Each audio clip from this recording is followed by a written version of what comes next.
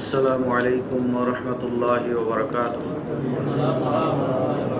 الحمد لله رب العالمين ولا عدوان إلا على الظالمين وأصلي وأسلم على سيد الأنبياء والمرسلين وعلى آله وصحبه ومن تبعهم بإحسان إلى يوم الدين. اللهم لا علم لنا إلا ما علمتنا إنك أنت العليم الحكيم. اللهم انفعنا بما علمتنا إنك على كل شيء قدير. أما بعد، أعوذ بالله من الشيطان الرجيم. إن عدة الشهور عند الله 12 شهرا في كتاب الله يوم خلق السماوات والأرض منها 4 حرم ذلك الدين القيم فلا تظلموا فيهن أنفسكم. সম্মানিত উপস্থিতি, যাবতীয় প্রশংসা মহান রব্বুল আলামিনের জন্য, যার অশেষ মেহেরবানিতে আজকে আমরা একটি নতুন বিষয় আলোচনা করার সুযোগ লাভ করতে পারছি ইনশাআল্লাহ। তারই তরে বলি আলহামদুলিল্লাহ।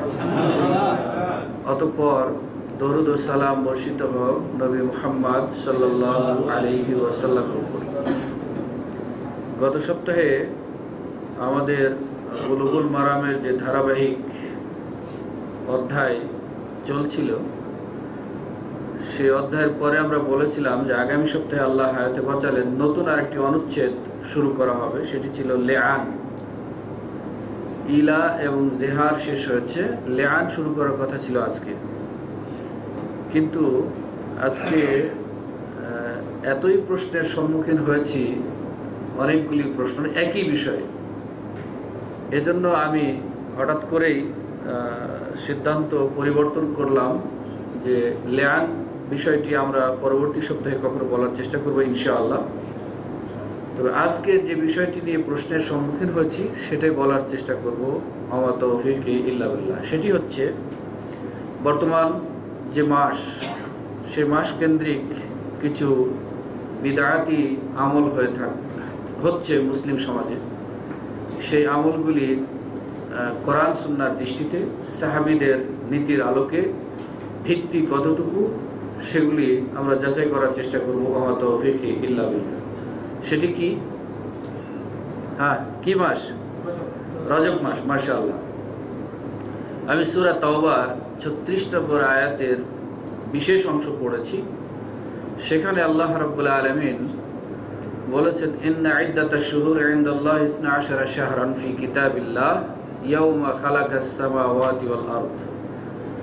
নিশ্চয়ই আল্লাহ রাব্বুল আলামিনের নিকটে মাসের গণনা হচ্ছে 12টি, যেই দিন আল্লাহ রাব্বুল আলামিন আসমান এবং জমিন সৃষ্টি করেছেন সেদিন থেকেই।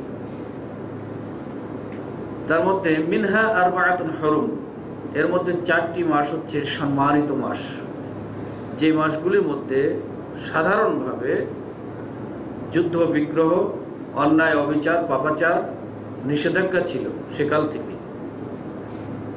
অতএব যালিকা দ্বীনুল কাইয়িম, এটাই হচ্ছে আল্লাহর মজবুত দিন। সুতরাং ফালা তাযলিমু ফীহিন্না আনফুসাকুম, সুতরাং তোমরা এই মাসগুলির মধ্যে নিজেদের নফসের উপরে জুলুম করো না, অত্যাচার করো না। এই অত্যাচার বিভিন্নভাবে হয়ে থাকে। তৎকালীন যুগে, ইসলাম পূর্ব যুগেও ছিল 4টি সম্মানিত মাস। সেই মাসগুলির মধ্যে যুদ্ধ বিগ্রহ করা নিষিদ্ধ ছিল। কিন্তু রাসূল সাল্লাল্লাহু আলাইহি ওয়াসাল্লামের জীবদ্দশায়, নবুয়তের পূর্বেই মক্কার মানুষেরা এই মাসগুলির সম্মান নষ্ট করেছিল, করে যুদ্ধ বিগ্রহে লিপ্ত হয়েছিল, নিজেদের মধ্যে মান সম্মান নষ্ট করেছিল। যার ফলে এই যুদ্ধটির নাম বলা হয়ে থাকে হারবুল ফুজ্জার। হারব মানে হচ্ছে লড়াই, আর ফুজ্জার হচ্ছে ফাজেরের বহুবচন। ফাজের হচ্ছে গুনাহগার, পাপাচারী। তো পাপাচারীদের লড়াইকে বলা হয় হারবুল ফুজ্জার। কারণ ছিল একটি, যে আল্লাহর নিষেধকৃত মাসসমূহে তারা যেগুলি নিষিদ্ধ ছিল সেগুলি করে বসেছিল, এজন্য পাপ করেছিল। সেই পাপাচারীদের দ্বারা যে লড়াই হয়েছিল, সেই জন্য তাদেরকে ওই লড়াইটিকে বলা হয় হারবুল ফুজ্জার। এর বিপরীতেই সেই মাসগুলি কি কি ছিল? যুলকাদা, যুলহিজ্জা, মুহররম এবং রজব। এই 4টি মাস আল্লাহ রাব্বুল আলামিন হারাম মাস হিসাবে, সম্মানিত মাস হিসেবে উল্লেখ করেছেন। এই মাসগুলির মধ্যে তারা লড়াই লিপ্ত হওয়ার কারণে এই লড়াইটির নাম দেওয়া হলো হারবুল ফুজ্জার। এরপরেই মক্কার সম্মানিত ব্যক্তিরা, নেতা টাইপের লোকেরা, গোত্র প্রধানেরা চিন্তা করলেন যে আমাদের ঐতিহ্য নষ্ট হয়ে যাচ্ছে, আমাদের পারস্পরিক ভ্রাতৃত্ববোধ নষ্ট হয়ে যাচ্ছে, আল্লাহর নিষিদ্ধ মাসসমূহে লড়াইয়ে লিপ্ত হচ্ছে। অতএব এদের বিপরীতে, এদেরকে রুখার জন্য, এদেরকে থামানোর জন্য আমাদের একটি কিছু করা দরকার। এজন্য তারা একটি কমিটি করলেন, একটা চুক্তি করলেন, যেটাকে বর্তমান কালের পরিভাষায় আমরা বলতে পারি পিস কমিটি, শান্তি কমিটি। তো শান্তি রক্ষার জন্য তারা একটা কমিটি করেছিলেন, সেটির নাম দেওয়া হয় হালফুল ফুজুল, সম্মানিত ব্যক্তিদের চুক্তি। তো এই মাসের মধ্যে আল্লাহ রাব্বুল আলামিন বললেন যে তোমরা এই মাসগুলির মধ্যে নিজেদের নফসের প্রতি জুলুম করো না। তাহলে তারা জুলুম করেছিল, অথচ আল্লাহ রাব্বুল আলামিন অনেক আগে এই কথাটি বলে রেখেছেন। এখন আমরা জুলুম করি কিনা, বর্তমানে আমরা এই মাসগুলির মধ্যে জুলুম করি কিনা? আমি আয়াতটি পড়ার উদ্দেশ্য হলো এই যে আল্লাহ রাব্বুল আলামিন মাস সৃষ্টি করে রেখেছেন এবং মানুষকে, বিশেষ করে মুসলিমদেরকে বিনিময়ের জন্য, বোনাসের জন্য প্রতি মাসেই কোনো না কোনো সুযোগ দিয়ে রেখেছেন। এক এক মাসে আল্লাহ রাব্বুল আলামিন এক এক ধরনের ফজিলত দিয়ে রেখেছেন। কিন্তু পরবর্তীতে আমরা এমন কিছু লক্ষ্য করতে পারি যেগুলি দেখা যাচ্ছে যে ফজিলতের নামে, বোনাসের নামে কিছু জয়ীফ, দুর্বল এবং কিছু বানোয়াট কথা মুসলিম সমাজে চালু হয়ে গেছে, যার ফলে মানুষের এমন প্রবণতা সৃষ্টি হচ্ছে যে ফরজের প্রতি গুরুত্ব যতটুকু দেওয়া না হয়, এই বানোয়াট এবং জয়ীফ হাদিসগুলির প্রতি তার চাইতে বেশি গুরুত্ব দিয়ে আমল করা হয়। তো রজব মাস তার মধ্যে উল্লেখযোগ্য একটি মাস, যে মাসে কিছু আমল এমন করা হয়ে থাকে যে আমলগুলির পক্ষে রসুল সাল্লাল্লাহু আলাইহি ওয়াসাল্লামের পক্ষ থেকে কোনো নির্ভরযোগ্য সূত্র পাওয়া যায় না, অথচ জয়ীফ অনেক কথা পাওয়া যায়। এমনকি জয়ীফ যতগুলি পাওয়া যায় তার চাইতে আরও বেশি সংখ্যক পাওয়া যায় মওযু তথা বানোয়াট কথা। সুতরাং এই রজব মাসের মধ্যে কি করণীয় এবং বর্জনীয়, এই কথাগুলি আমি বলার চেষ্টা করব আমার তৌফিক ইল্লা বিল্লাহ।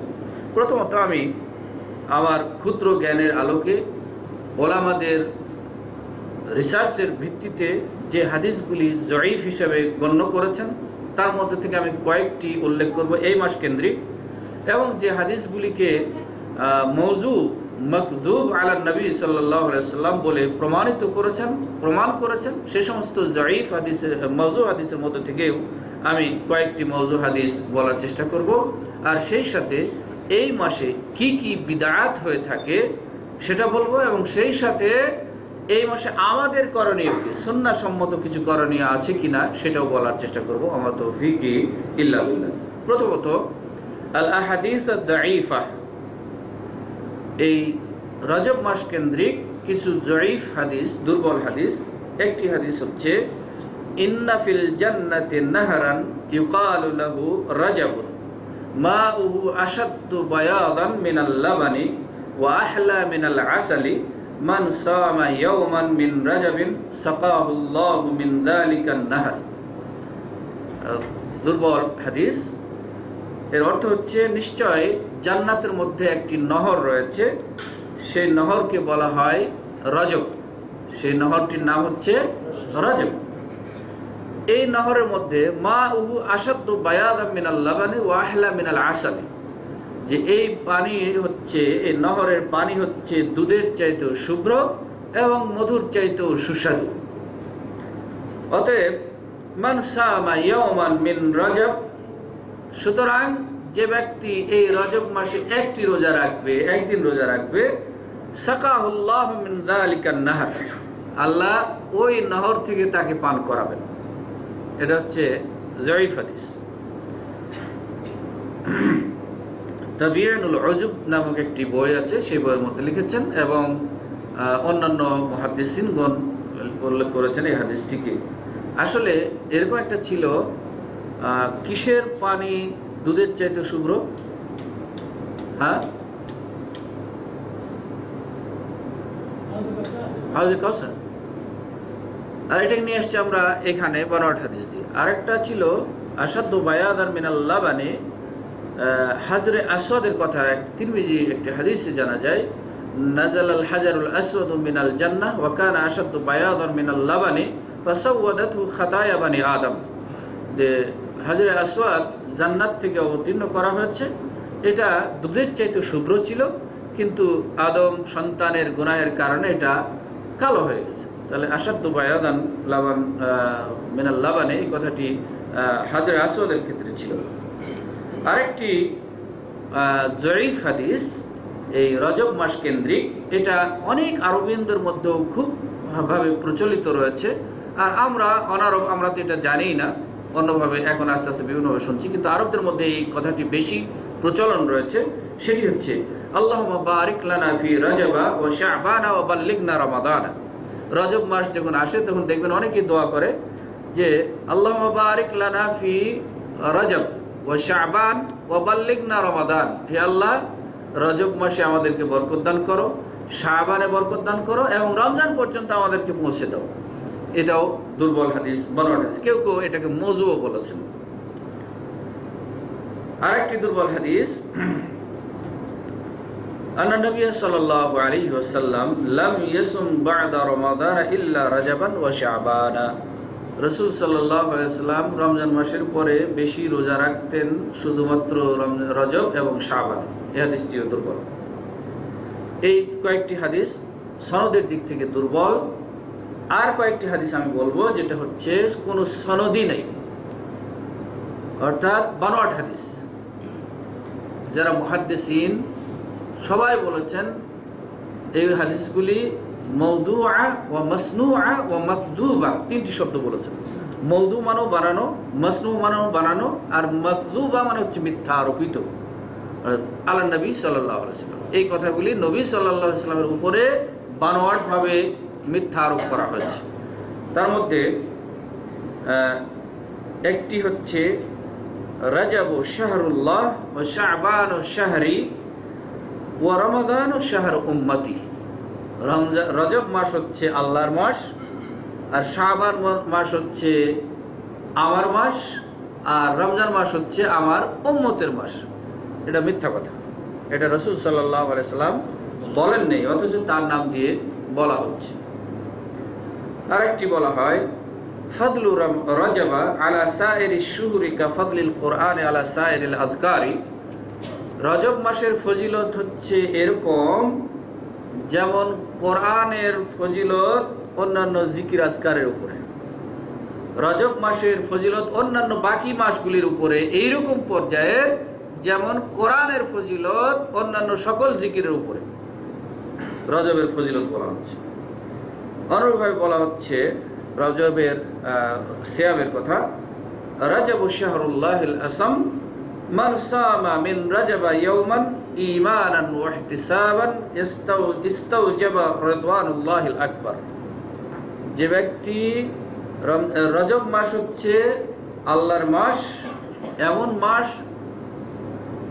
যেরকম মাসে তাদের একটা প্রচলিত প্রথা ছিল কিছু দান খায়রাত করত, সেই সাথে তুলনা করে বলছেন যে রজব মাস হচ্ছে আল্লাহর মাস। এই মাসে যারা রোজা রাখবে একদিন ঈমানের সাথে নেকির আশায়, তার জন্য আল্লাহর সন্তুষ্টি ওয়াজিব হয়ে যাবে।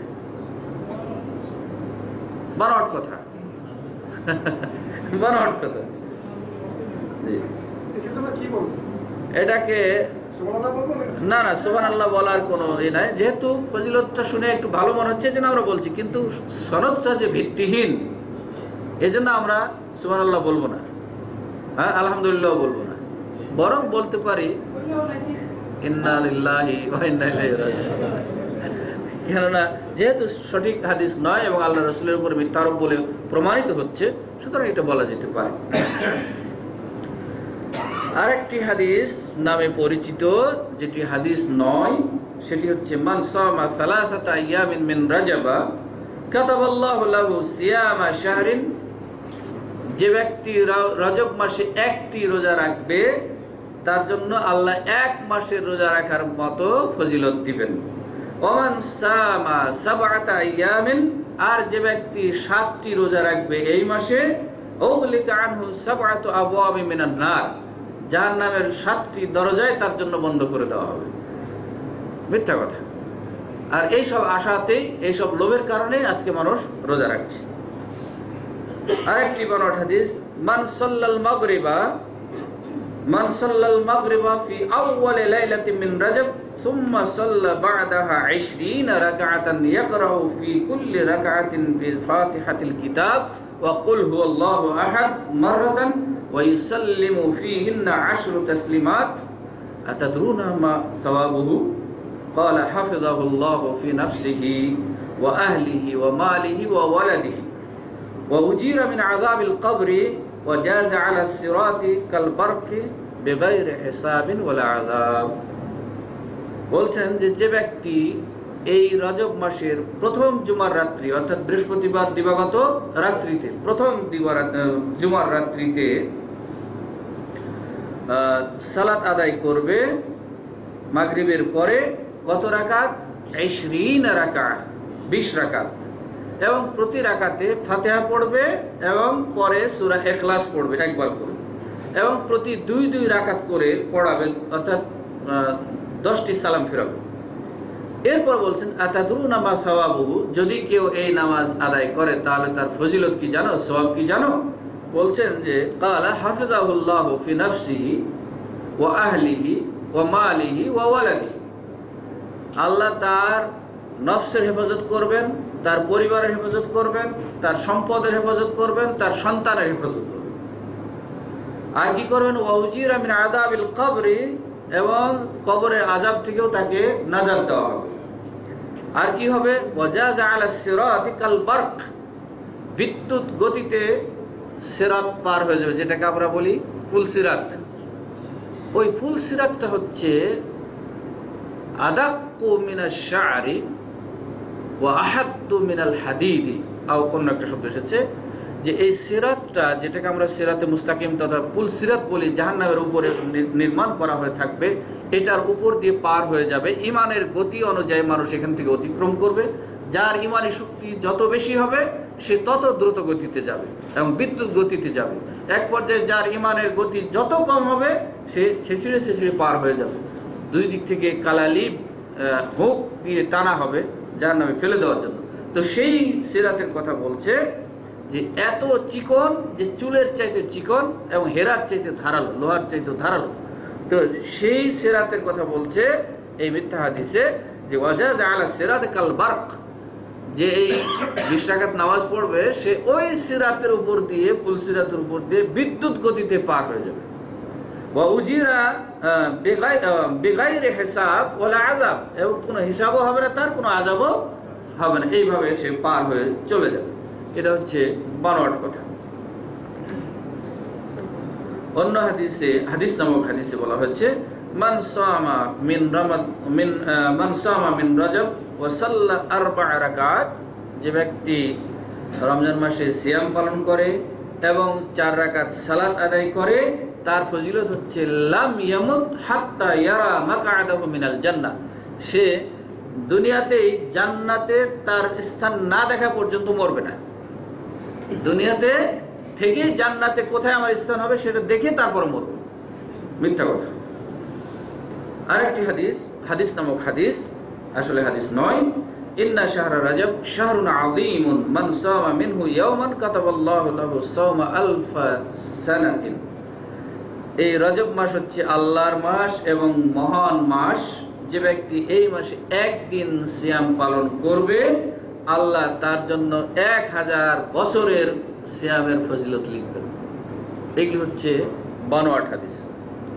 এখন আসেন, এই রজব মাসে আমরা প্রচলিত সমাজে কিছু কাজ দেখে থাকি যে কাজগুলি শরীয়ত সম্মত নয়, বরং বিদআত বলে প্রমাণিত। তার মধ্যে যখনই এই মাস শুরু হয় তখন একটা দোয়া বলা হয়, যেটা একটু আগে বললাম। সেটি হচ্ছে কি, আল্লাহুম্মা বারিক লানা ফি রাজাবা ওয়া শাবান ওয়া বাল্লিগনা রমাদান। হে আল্লাহ, এই রজবে আমাদেরকে বরকত দান করো, শাবানে বরকত দান করো এবং রমজান মাস পর্যন্ত আমাদেরকে পৌঁছে দাও। এটি একটি বিদআত। সুতরাং এই কাজটি আর করতে হবে না, বলতে হবে না। যদিও আমিও বলেছি অনেক সময় না জানার কারণে আমিও বলেছি, কিন্তু এখন জানতে পারছি, যেহেতু প্রমাণ হচ্ছে যে না, এই হাদিসটি ভিত্তিহীন, সাহাবা ইকরামগণ কেউ এরকম কিছু বলেন নাই, সুতরাং এটা আমাদেরকে ছেড়ে দিতে হবে। আরেকটি হচ্ছে, এক ভাই কালকে বলছিলেন যে তার শাশুড়ি এই রোজা রেখেছেন এবং নামাজ পড়িয়েছেন অন্যান্য মহিলাদেরকে নিজে ইমামতি করে। তো এই জন্য বলছে যে আসিয়াম, এই মাসে সিয়ামের যেটা বিধান আসলো, বলা হলো যে মান সামা সালাসাতা ইয়ামিন মিন রাজব কাতাবাল্লাহু লাহু সিয়ামা শাহরিন, যে ব্যক্তি এই মাসে 3টি রোজা রাখবে তার জন্য এক মাসের সিয়ামের ফজিলত পাবে। এইভাবে লম্বা হাদিসটি, যেটা আগে বলা হলো হাদিস নম্বর। সুতরাং এই মাসে প্রচলিত যে সিয়ামের প্রথা রয়েছে সেটা সুন্নাত সম্মত নয়। অনুরূপভাবে আল কিয়াম, যেটি 12 রাকাতের কথা বলা হলো অথবা 20 রাকাতের কথা বলা হচ্ছে, এগুলি এই সমস্ত সালাতের এবং সিয়ামের কোনো ভিত্তি নেই। অনুরূপভাবে উমরা রাজবিয়া নামে প্রচলিত আছে আরব বিশ্বে, যে রজব মাস আসলে উমরা করতে হবে। তাদের যুক্তি হচ্ছে যে রজব মাসে রসুল সাল্লাল্লাহু আলাইহি সাল্লাম, একটা বানোয়াট হাদিস, যে রজব মাসে রসুল সাল্লাল্লাহু আলাইহি সাল্লাম 4টি উমরা করেছেন, অতএব রজব মাসে আমাদেরকেও উমরা করতে হবে। এই বিশ্বাসটি, এইভাবে মানুষের মধ্যে বিশ্বাস সৃষ্টি হওয়ার ফলে রজব মাস আসলেই তখন উমরা করার জন্য ভিড় জমায়। যদিও আহলে সুন্নাত ওয়াল জামাত তথা অন্য সাধারণ মুসলিমরা রমজান মাস আসলে উমরা করার জন্য একটু ব্যতিব্যস্ত হয়ে যায়। কেন? রমজান মাসের ফজিলতের কথা সহিহ হাদিস দ্বারা প্রমাণিত হচ্ছে, সহিহ বুখারী সহ অন্যান্য হাদিসে এসেছে, যে ব্যক্তি রমজান মাসে উমরা পালন করলো সে যেন আমার সাথে তথা রাসূল সাল্লাল্লাহু আলাইহি সাল্লামের সাথে হজ করলো অথবা উমরা করলো। ওই হিসাবে রমজান মাসে অবশ্যই সহিহ হাদিস দ্বারা প্রমাণিত, সুতরাং রমজান মাসে উমরা করব, এটা ঠিক। কিন্তু উমরা রাজাবিয়া নামে যে প্রচলিত হয়েছে আরব বিশ্বে, এটা এই বানোয়াট হাদিস থেকে শুরু হয়েছে। রাসূল সাল্লাল্লাহু আলাইহি সাল্লামের উমরার ব্যাপারে এরকম বানোয়াট হাদিসগুলির জবাবে একটি হাদিস পাওয়া যায় আয়েশা রাদিয়াল্লাহু তাআলা আনহা, যে তাকে খুব সম্ভবত আব্দুল্লাহ ইবনে ওমর রাদিয়াল্লাহু তাআলা আনহু বলছেন যে আমি একদিন আয়েশা রাদিয়াল্লাহু তাআলা আনহার ঘরের পাশে বসা ছিলাম, তো দেখলাম কিছু লোক মসজিদে সালাত আদায় করছে। সেটা ছিল জোহর সালাত। আর কি করছে, যে আরো অনেক কিছু করছে। তখন উমরা সম্পর্কে বলা হলো, যে একজন জিজ্ঞেস করলেন যে রাসূল সাল্লাল্লাহু আলাইহি সাল্লাম এই রজব মাসে কয়টা উমরা করেছেন? তখন বললেন যে রাসূল সাল্লাল্লাহু আলাইহি সাল্লাম 4টা উমরা করেছেন রজব মাসে। এই সময়ে একজন বলছেন, বর্ণনাকারী বলছেন যে ওই সময়ে মানে আমরা আয়েশা রাদিয়াল্লাহু তাআলা আনহার ঘরের এত নিকটে ছিলাম যে তিনি ভিতরে যে মেসওয়াক করছিলেন এই শব্দটা আমরা বুঝতে পারছিলাম। এত কাছাকাছি ছিল, তার মানে এত শক্ত দেয়াল ছিল নাকি, খেজুর পাতার দেয়াল ছিল। তো তিনি যে ভিতরে মেসওয়াক করছেন এই শব্দটা আমরা বুঝতে পারছি। ফলে বলছেন আমি ইয়া উম্মাল মুমিনিন, আমি এইভাবে ডাক দিলাম জোরে করে, যে উম্মুল মুমিনিন আয়েশা রাদিয়াল্লাহু তাআলা আনহা, আমাদেরকে বলুন যে রাসূল সাল্লাল্লাহু আলাইহি সাল্লাম রজব মাসে উমরা কয়টা করেছেন? তিনি বললেন যে মা তামারা রাসূলুল্লাহ সাল্লাল্লাহু আলাইহি ওয়াসাল্লাম ফি রাজাবা কাত, রাসূল সাল্লাল্লাহু আলাইহি ওয়াসাল্লাম রজব মাসে কখনো উমরা করেননি। সুতরাং এই হাদিস থেকে স্পষ্ট প্রমাণিত হয় যে রজব উমরা রাজাবিয়া নামক কোনো উমরা নাই। স্বাভাবিকভাবে আপনার সুযোগ সুবিধা হয়েছে, অন্য মাসে যেমন করবেন এ মাসেও করবেন, কিন্তু খাস করে রজব মাসেই উমরা করতে হবে, এটা ভ্রান্ত ধারণা। অনুরূপভাবে জিয়ারা রাজাবিয়া বলতে জিয়ারাত মসজিদুন নববী অথবা জিয়ারাতুল মাকাবির অথবা জিয়ারাতু কবরুন নবী সাল্লাল্লাহু আলাইহি ওয়াসাল্লাম। রাসূল সাল্লাল্লাহু আলাইহি ওয়াসাল্লামের কবর জিয়ারত রজব মাসে করব, মসজিদে নববী রজব মাসে জিয়ারত করব এবং সাধারণ কবর রজব মাসে জিয়ারত করব। এইটা হচ্ছে ভ্রান্ত বিশ্বাস। রজব মাসকেই খাস করে নিয়ে জিয়ারত করতে হবে রাসূল সাল্লাল্লাহু আলাইহি ওয়াসাল্লামের, এরকম কোনো হাদিস নাই। সুতরাং এই জিয়ারা রাজাবিয়া নামক যে প্রথাটি, সেটাও ভ্রান্ত প্রথা। অনুরূপভাবে আরেকটি প্রথা চালু হয়েছে, সেটি হচ্ছে সালাতুর রাগায়েব। সালাতুর রাগায়েবের বিশাল বর্ণনা, সেটি হচ্ছে 12 রাকাত। এই 12 রাকাত নামাজের মধ্যে প্রথম রাকাতে ফাতিহা পড়বেন, ইখলাস পড়বেন কতবার, অমুক সূরা পড়বেন কতবার, অমুক সূরা পড়বেন কতবার, এই করে করে যে সালাতটির কথা বলা হচ্ছে সেটাকে বলা হচ্ছে সালাতুর রাগায়েব। এর কোনো দলিল হাদিসে নাই, এবং সেটা বলা হচ্ছে এই রজব মাসের প্রথম জুমার রাত্রি, বৃহস্পতিবার দিবাগত রাত্রিতে, রজব মাসের প্রথম বৃহস্পতিবার দিবাগত রাত্রি, জুমার রাত্রি, এই রাত্রিতে এই 12 রাকাত সালাতকে বলা হচ্ছে সালাতে রাগায়েব। এই সালাতেরও কোনো ভিত্তি নাই সহিহ হাদিসে, বরং এই রাতকে খাস করে, জুমার রাত্রিকে খাস করার ব্যাপারে রাসূল সাল্লাল্লাহু আলাইহি ওয়াসাল্লাম সহিহ হাদিসে কি বলেছেন? লা তাখতাসুল লাইলাতুল জুমআতা বিকিয়ামিন বাইনাল লায়ালি। রাতের বেলায় কিয়াম করার জন্য শুধু জুমার রাত্রিকে খাস করো না, অর্থাৎ রাত্রি নামাজ পড়ার জন্য শুধু জুমার রাত্রিতে খাস করো না যে এটা ফজিলতপূর্ণ রাত বলে। অনুরূপভাবে সিয়ামের জন্য জুমার দিনকেও খাস করো না যে জুমার দিন ফজিলতের দিন, আজকে রোজা রাখবো, এটাও খাস করো না। সুতরাং এইভাবে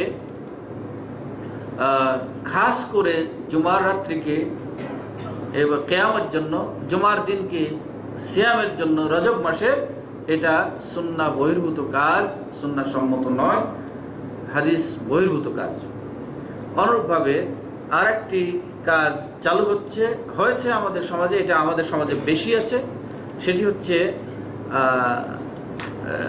মেরাজের রাত্রিতে বিদআত। মেরাজের রাত্রিতে বিদআত, আল বিদআতু ফি লাইলাতিল ইসরা ওয়াল মিরাজ। যে রাত্রিতে নবী করিম সাল্লাল্লাহু আলাইহি সাল্লামকে মেরাজে নিয়ে যাওয়া হয়েছিল, সেই রাত্রি কেন্দ্রিক কিছু বিদআত আমাদের সমাজে হয়ে থাকে। যেমন এই রাত্রিতে মহল্লার সমস্ত কবর জিয়ারত করা হয়, মোমবাতি জ্বালানো হয়, ভালো খাবার আয়োজন করা হয়, মসজিদে সালাত আদায়ের জন্য ছোট বড় সবাইকে একত্রিত করা হয়, এবং সেখানে জিকির আজকারের হালকা বসানো হয়, এবং সমাজের মধ্যে যাদের কণ্ঠ ভালো তাদেরকে জিকির পরিচালনার জন্য দায়িত্ব দেওয়া হয়, ইত্যাদি কাজ করা হয় এই রাত্রিতে। এবং দিনের বেলায় রোজা রাখা হয়, রাতের বেলায় এই সিয়াম করা হয়, জিকির করা হয়।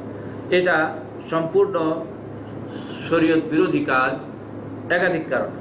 প্রথম কারণ হচ্ছে মেরাজ কোন রাত্রিতে হয়েছিল নির্ভরযোগ্য সূত্রে কোনো প্রমাণ নাই।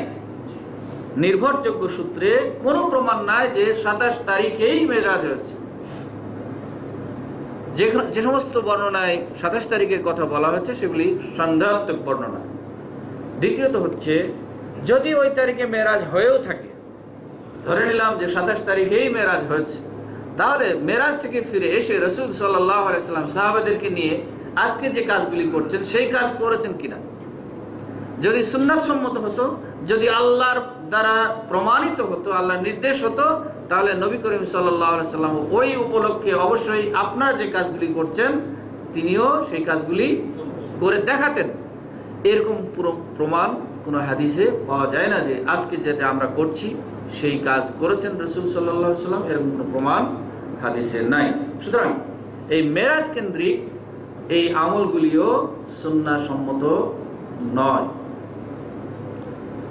মেরাজের ক্ষেত্রে আবার আমরা অনেকেই সন্দিহান, যারা এই কাজগুলি করেন এবং করেন না সকলের মধ্যেই আরেকটা বিষয় নিয়ে সন্দিহান রয়েছে মেরাজ কেন্দ্রিক। সেটি হচ্ছে যে একদল বলছেন যে রাসূল সাল্লাল্লাহু আলাইহি ওয়াসাল্লাম সশরীরে মেরাজ করেন নাই, মেরাজ হয় নাই। আরেকদল বলছেন যে উনি মেরাজ হয়েছে ঠিকই ওনার, কিন্তু স্বপ্নযোগে। সমাধানের জন্য আমরা কোরআন সুন্নাহর কাছে যাব। তবে তারা যুক্তি দেখাচ্ছেন যে এই মাটির মানুষ আসমানের এই গতিপথ অতিক্রম করে যাওয়া সম্ভব নয়, এত দূর পথ, এবং একাধিক কারণে সম্ভবপর নয়।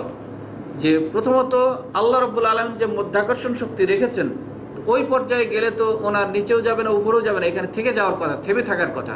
সুতরাং উনি কিভাবে অতিক্রম করে গেলেন। দ্বিতীয়ত হচ্ছে যে ঊর্ধ্ব জগতে এমন আবহাওয়া রয়েছে যেই আবহাওয়াতে দুনিয়ার জগতের মানুষ টিকে থাকা সম্ভব নয়। যেমন পানির মাছ ডাঙ্গায় বেঁচে থাকা সম্ভব নয়, তেমনি এই জগতের মানুষ আসমানি জগতের যে আবহাওয়া রয়েছে, যে ঠান্ডা জগৎ রয়েছে, গরম জগৎ রয়েছে, এই সমস্ত জগৎ অতিক্রম করে যাওয়া মানুষের পক্ষে সম্ভব নয়। সুতরাং তিনি সশরীরে মেরাজে যান নাই, বরং তিনি স্বপ্ন যোগে মেরাজে গিয়েছিলেন বলে ধারণা করা হচ্ছে। এর জবাব কি? জবাব, আল্লাহ রাব্বুল আলামিন বলেছেন, বিসমিল্লাহির রহমানির রহিম, সুবহানাল্লাযী আসরা বিআবদিহি লাইলাম মিনাল মাসজিদিল হারাম ইলাল মাসজিদিল আকসা আল্লাযী বারাকনা হাওলাহু লিনুরিয়াহু মিন আয়াতিনা। যে আল্লাহর পবিত্রতা ঘোষণা করছি, যিনি তার বান্দাকে ইসরা করিয়েছেন। আসরা বলা হয় রাতের ভ্রমণকে, এবং বিশেষ করে শেষ রাতের ভ্রমণকে বলা হয় ইসরা বা আসরা। তো এই আয়াতের দলিল হচ্ছে, প্রমাণ হচ্ছে, আমি যতটুকু বুঝেছি, যে আল্লাহ রাব্বুল আলামিন মুহাম্মদ সাল্লাল্লাহু আলাইহি ওয়াসাল্লামকে স্বপ্ন যোগে করান নাই, বরং সশরীরে নিয়ে গেছেন। কিভাবে? আজকে একটা দুনিয়ার জগতে উদাহরণ দিই। আজকে যদি আমি সলিমউদ্দিন মালিক সালমানের কাছে যেতে চাই, তাহলে কি আমার পক্ষে যাওয়া সম্ভব? আজকে বাধা, বিভিন্ন যে স্তর রয়েছে তাদের সেফটির জন্য, এই সমস্ত সেফটি অতিক্রম করে কি আমার পক্ষে যাওয়া সম্ভব? সম্ভব না। বাস্তব চিন্তায় যদি আমরা বলি, তাহলে কখন সম্ভব হবে? মালিক সালমান যদি আমাকে নিজে নিয়ে আসার জন্য ব্যবস্থা করেন, নিয়ে যাওয়ার জন্য, তাহলে সহজ হবে নাকি? আমি যদি নিজে থেকে যেতে চাই, তাহলে আমাকে বহু বাধা ডিঙ্গাইতে হবে, এবং সেই বাধাগুলি অতিক্রম করা আমার পক্ষে সম্ভব নয়। কিন্তু উনি যদি আমাকে নিয়ে যেতে চান, তাহলে যে কোনো মুহূর্তে খুব শর্ট টাইমে সেখানে যাওয়া আমার পক্ষে সহজ হবে নাকি? তো আল্লাহ তাই বলেছেন। আমরা ভুল বুঝি অথবা বুঝতে পারি না, সেটা যে মুহাম্মদ সাল্লাল্লাহু আলাইহি সাল্লাম যান নাই, তাকে নিয়ে যাওয়া হয়েছে। বুঝা গেছে? আসরা তার মানে তাকে অন্য কেউ নিয়ে গেছেন, তিনি নিজে যান নাই। যদি নিজে যেতেন তাহলে সারা শব্দটি ব্যবহার হতো, নিজে সফর করে গিয়েছেন। কিন্তু নিজে সফর করেন নাই, বরং ওনাকে অন্য কেউ সফর করিয়ে নিয়ে গেছেন। তিনি হলেন কে? আল্লাহ। তাহলে আল্লাহ যদি আল্লাহর কাছে নিয়ে যাওয়ার জন্য কাউকে ব্যবস্থা করে দেন, তাহলে সেটা কি সহজ সাধ্য হবে না কঠিন হবে? অবশ্যই সহজ, একেবারে সহজ। তাহলে এবং আল্লাহ ওই জগতে নিয়ে যাওয়ার জন্য যত ব্যবস্থাপনা করার দরকার, আল্লাহ ব্যবস্থাপনা আগে করেছেন, তারপরে তাকে নিয়ে গেছেন। সুতরাং যে তার মানব দেহে, মাটির দেহে আসমানে যাওয়া সম্ভব নয়, এই কথাটি যুক্তিসঙ্গত নয়। স্বাভাবিকভাবে সম্ভব নয়, এটা ঠিক।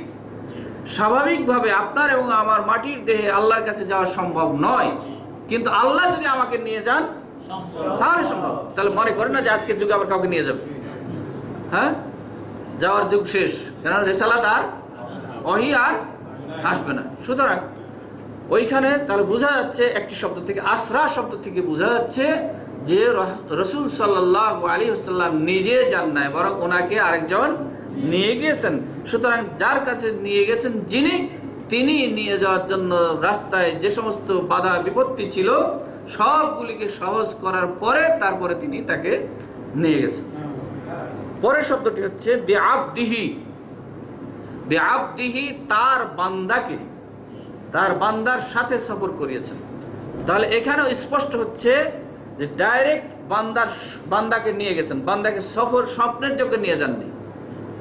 এখানেও প্রমাণ হচ্ছে যে বান্দাকে স্বপ্ন যোগে নিয়ে যাননি, বরং সত্তায় সশরীরে নিয়ে গেছেন। কাজেই আমরা এই ধারণা করতে পারবো না যে রাসূল সাল্লাল্লাহু আলাইহি ওয়াসাল্লাম স্বপ্ন যোগে মেরাজে গিয়েছেন, তা নয়। স্বপ্ন যোগে যদি মেরাজ নিয়ে যায় বিশ্বাস করি, তাহলে আয়াতের এই দুটি শব্দকে আমাদের বুঝতে ভুল হচ্ছে বলে আমি মনে করি। সুতরাং তা নয়, বরং আল্লাহ রাব্বুল আলামিন স্বসত্তাতেই তাকে সশরীরে নিয়ে গেছেন, এটাই সঠিক। আরও প্রমাণ হচ্ছে,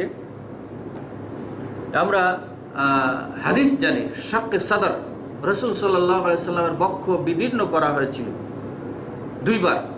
একবার বাল্যকালে আর একবার মেরাজে যাওয়ার পূর্বেকালে। তো এই সাক্ষী সদর কেন করলেন আল্লাহ রাব্বুল আলামিন? আজকে দুনিয়ার জগতে যে আবহাওয়া দরকার সেটা আল্লাহ রাব্বুল আলামিন তাকে দিয়ে সৃষ্টি করেছিলেন, কিন্তু ঊর্ধ্ব জগতে যাওয়ার জন্য যে শারীরিক কাঠামো দরকার, হতে পারে আল্লাহ রাব্বুল আলামিন ওই অপারেশনের মাধ্যমে তাকে সেই ব্যবস্থা দিয়েছেন, দিয়ে তারপরে নিয়ে গেছেন। কাজেই মানুষ যেতে পারবে না এই চিন্তাটা আমাদের যেমন একদিকে সত্য, আর একদিকে নবী সাল্লাল্লাহু আলাইহি সাল্লাম যেতে পারবে না এই কথাটা অমূলক। সশত্তায় যেতে পারবেন না এই কথাটা অমূলক, কেননা আল্লাহ রাব্বুল আলামিন তাকে ওইভাবে প্রস্তুত আগে করেছেন, তারপরে নিয়ে গেছেন। এরপরে এটা হলো দলিল, কোরআনের একটি দলিল, হাদিসের একটি দলিল। আর স্বাভাবিক গতিতে রাসূল সাল্লাল্লাহু আলাইহি সাল্লাম বলেছেন যে পৃথিবী থেকে আসমানের দূরত্ব হচ্ছে 500 বছরের রাস্তা, কিন্তু কিসের 500 বছর গতি এটা আল্লাহ এবং আল্লাহ রাসূলই ভালো জানেন। যেহেতু তিনি বলেন নাই কিসের গতিতে গেলে 500 বছর, সেহেতু আমরা আর বলতে পারছি না। তবে রাসূল সাল্লাল্লাহু আলাইহি ওয়াসাল্লাম যে মেরাজে গেলেন, ফিরে আসলেন, এই সময়টুকু কতটুকু ছিল? হাদিস দ্বারা যেটা জানা যায়, খুব অল্প সময়ের মধ্যে নিয়ে গেছেন, একই রাতের মধ্যে কিছু অংশের মধ্যে নিয়ে গেছেন, আবার ফিরে এসেছেন। এবং এই কথাটা যখন ফিরে এসে তিনি বর্ণনা করছিলেন, তখন কাফের বেদিনরা কি বলেছিল আবু বকর রাদিয়াল্লাহু তাআলা আনহুকে, যে আবু বকর শুনেছো এই মোহাম্মদ নাকি আজকে আসমানে গিয়েছিল, সে নাকি আল্লাহর কাছে গিয়েছিল, এই এই দেখে এসেছে রাস্তায় এইসব ঘটনা বলছে। উনি বললেন কে বলেছে এটা? মোহাম্মদ বলেছে। সত্যি উনি বলেছেন? হ্যাঁ তিনিই বলেছেন, মোহাম্মদই বলেছেন। উনি বললেন কি, আশহাদু আল্লা ইলাহা ইল্লাল্লাহু ওয়া আশহাদু আন্না মুহাম্মাদান আবদুহু ওয়া রাসূলুহু। যদি মোহাম্মদ বলে থাকে তাহলে সে সঠিক বলেছে, কারণ সে কখনো মিথ্যা বলে না। তাহলে মানুষ যে অল্প সময়ের মধ্যে যেতে পারে এবং ফিরে আসতে পারে, সেটা একটা প্রমাণ হয়। আরেকটা হচ্ছে রাসূল সাল্লাল্লাহু আলাইহি ওয়াসাল্লাম যে যানবাহনে গিয়েছিলেন সেটার কথা আমরা হাদিসে জানতে পারি, বারক, যেটাকে আমরা বোরাক। যদিও কল্পিত একটা ছবি তৈরি করা হয় ঘোড়ার মতো বা খচ্চরের মতো, এটা ঠিক নয়, এর রূপ আল্লাহ ভালো জানেন। তবে হাদিসে জানা যায় যে এত দ্রুত যান যে এক পায়ের কদম এখানে, আর এক পায়ের কদম কত দূরে, এলা মুনতাহা নাজারিহি, মানুষের দৃষ্টির শেষ যেখানে সেইখানে আর এক পা। তো এইভাবে এত দ্রুত সম্পন্ন যানবাহনকে পাঠিয়েছিলেন রাসূল সাল্লাল্লাহু আলাইহি ওয়াসাল্লামকে নেওয়ার জন্য, এবং ওই যানবাহনটা পৃথিবী থেকে নিয়েছিলেন এর কোনো প্রমাণ নেই। আসমান থেকেই হয়তো আল্লাহ রাব্বুল আলামিন পাঠিয়েছেন, ওই জগতের জন্য যে যানবাহন দরকার সেই যানবাহনই আল্লাহ রাব্বুল আলামিন তার জন্য নির্ধারণ করে পাঠিয়েছিলেন, এবং ওই যানবাহনের সাথে যে ব্যক্তিকে নিয়ে যাচ্ছেন তাকেও ওই রকম উপযুক্ত করেই নিয়ে গেছেন। সুতরাং এই যুক্তি চলবে না যে রাসূল সাল্লাল্লাহু আলাইহি ওয়াসাল্লাম সশত্তায় সশরীরে যান নাই, বরং স্বপ্নের মাধ্যমে গিয়েছেন, এই কথাটি সঠিক নয়। বরং বিশ্বাস করতে হবে যে তাকে আল্লাহ রাব্বুল আলামিন সশরীরেই নিয়ে গেছেন।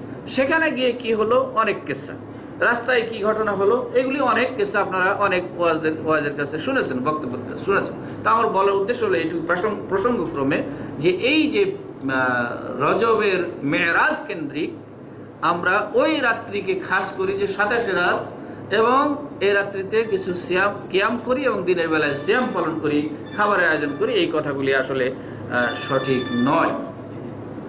এখানে প্রসঙ্গক্রমে আরেকটি কথা মনে পড়লো, যে এই যে বোরাক আল্লাহ রাব্বুল আলামিন পাঠিয়েছিলেন সহিহ হাদিস দ্বারা প্রমাণিত, এই বোরাকও তথাকথিত এক দলের বিশ্বাস অনুযায়ী আল্লাহর কাছে নিয়ে যেতে পারেনি। কিভাবে? কোনো এক আসমানে নিয়ে গিয়ে ওই বোরাক বলল যে এই পর্যন্ত আমার গতি শেষ, এখন তুমি এখানে অবস্থান করো, আর একজন কেউ এসে তোমাকে আল্লাহর কাছে নিয়ে যাবে। এই বলে এই বোরাক নিখোঁজ হয়ে গেল, নিরুদ্দেশ হয়ে গেল। উনি একাই ওই আসমানের মধ্যে ঘোরাঘুরি করছেন, চিন্তায় পড়ে গেলেন যে এইখানে নির্জনে আমি কি করে যাবো, কোথায় যাব, উপরে যাব না নিচে যাব, কোথায় যাব? তবে বোরাক বলে গিয়েছিল যে অন্য আরেকজন এসে নিয়ে যাবে। হঠাৎ করে দুশ্চিন্তায় ভুগছেন, এই সময় পায়ে খড়মের আওয়াজ, হাতে লাঠি, মাথায় বড় পাগড়ি, সাদা পোশাক, খটখট খটখট করে আওয়াজ করে যাচ্ছে এক ব্যক্তি। হঠাৎ করে তিনি আমাকে বলে, এই তুমি কে এখানে? তো বললেন, উনি সব ঘটনা বললেন যে আমি মোহাম্মদ শেষ নবী, আমাকে আল্লাহ ডেকেছিলেন, এইভাবে ঘটনা তিনি সব বললেন। বললেন যে বোরাক চলে গেল, নির্দেশ হয়ে গেল, আর বলে গেল যে আর একজন এসে আল্লাহর কাছে পৌঁছে দিবে। তো এই চিন্তায় আমি আছি। তো তাই নাকি, ঠিক আছে তুমি আসো। উনি খড়ম পায়ে দিয়ে আগে আগে যান, আর মোহাম্মদ সাল্লাল্লাহু আলাইহি সাল্লাম পিছনে পিছনে যান। একদম আল্লাহর নিকট পর্যন্ত পৌঁছে দিয়ে ইনিও গায়েব হয়ে গেল। এক পর্যায়ে আল্লাহর সাথে কথোপকথন হচ্ছে। আল্লাহকে জিজ্ঞেস করেন, হে আল্লাহ, তোমার কুদরত তো বুঝলাম না,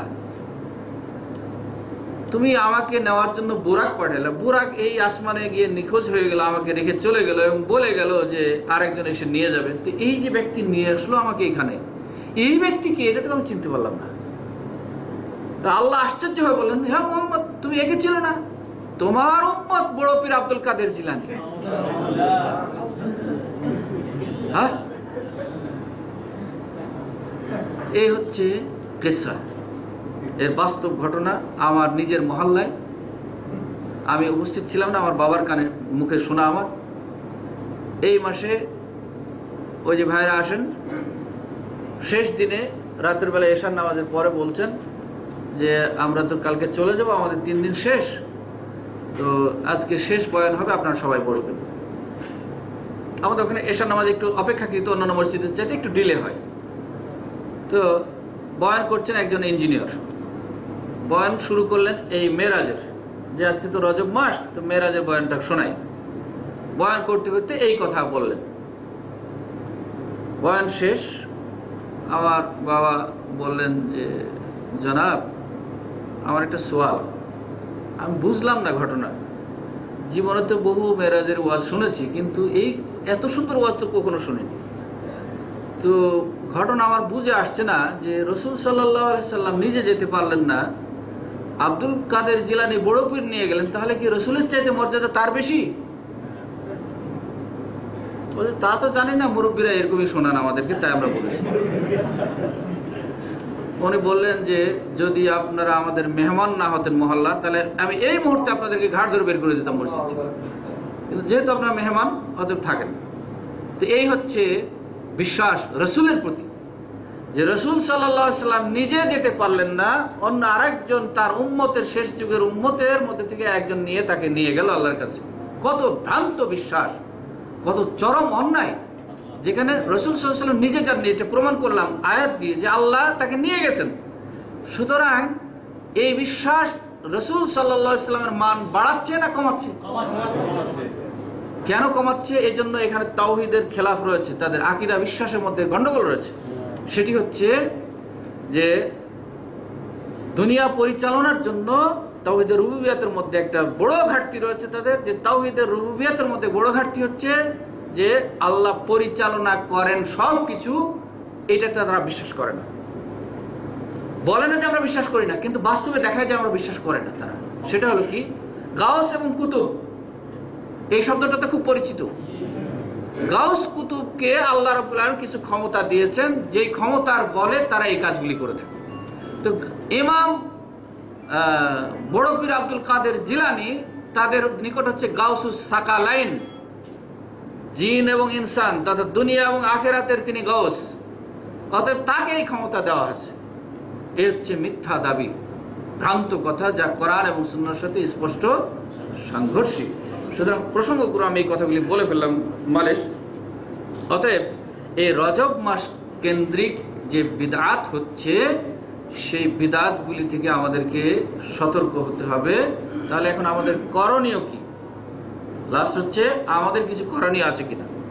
করণীয় আছে, প্রত্যেক মাসেই আল্লাহ রাব্বুল আলামিন মানুষের, মুসলিমদের নগদ বোনাস নেওয়ার জন্য কিছু সুযোগ দিয়ে রেখেছেন। সেটি হচ্ছে প্রতি মাসের নয়, বরং প্রতি সোমবার এবং বৃহস্পতিবার। এই সোমবার এবং বৃহস্পতিবার রজব মাসে নাই নাকি? আছে। তাহলে রজব মাসেও সোমবার এবং বৃহস্পতিবার রোজা রাখা সুন্নাত সম্মত। আর কি আছে?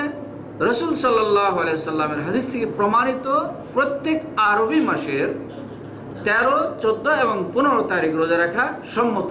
তো রমজান মাসে 13, 14, 15 আসে না নাকি? শুধু 28 তারিখ আসে। হ্যাঁ, আসে। সুতরাং 13, 14, 15 তারিখ রোজা রাখবো, এটা সুন্নাত সম্মত। আর 28 তারিখ যদি খাস করি মেরাজের জন্য, তাহলে এর পক্ষে দলিল লাগবে। এবং 28 তারিখে মেরাজ হয়েছে এরও নির্ভরযোগ্য প্রমাণ নেই।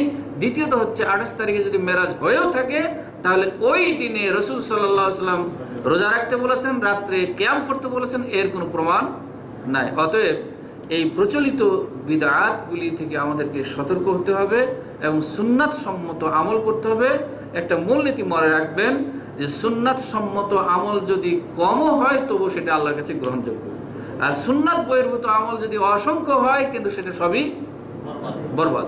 অতএব রাসূল সাল্লাল্লাহু আলাইহি ওয়াসাল্লামের হাদিসটি আমরা স্মরণ করে শেষ করতে চাই, মান আমিলা আমালান লাইসা আলাইহি আমরুনা ফাহুয়া রাদ্দুন, যে এমন আমল করলো যে আমলের পক্ষে আমাদের কোনো নির্দেশ নাই, সেই আমলটি তার কাছেই ফেরত দেওয়া হবে, আল্লাহর কাছে গ্রহণযোগ্য হবে না। অন্য হাদিসে বলেছেন, মান আহদাসা ফি আমরিনা হাযা মা লাইসা মিনহু ফাহুয়া রাদ্দুন, যে আমাদের এই দিনের মধ্যে আমি যা বলি নাই, করি নাই, নির্দেশ দিই নাই, অনুমোদন দিই নাই, এর মধ্যে নতুন কিছু সংযোজন করবে, আবিষ্কার করবে, সেটা তার কাছেই ফেরত দেওয়া হবে, আল্লাহর কাছে গ্রহণযোগ্য হবে না। অতএব কোরআন শরীফের আরেকটি আয়াত, কোরআন কারীমের আরেকটি আয়াত স্মরণ করে আমরা শেষ করতে চাই। আল্লাহ বলছেন, ওয়ামা আতাকুমুর রাসূলু ফাখুযুহু ওয়ামা নাহাকুম আনহু ফান্তাহু, তোমাদের জন্য তোমাদের রাসূল জানিয়ে এসেছেন তা গ্রহণ করো, যা বর্জন করতে বলেছেন তার থেকে বিরত থাকো। আল্লাহ রাব্বুল আলামিন যেন আমাদের সকলকে সকল প্রকার বিদআত, বিশেষ করে এই মাসের যে বিদআত চলছে সে সমস্ত বিদআত থেকে যেন আল্লাহ আমাদেরকে হেফাজত করেন, বেঁচে থাকার তৌফিক এনায়েত করেন। ওয়া আখিরি দাওয়ানা আনিল হামদুলিল্লাহি রাব্বিল আলামিন। আসসালামু আলাইকুম ওয়া রাহমাতুল্লাহি ওয়া বারাকাতুহু।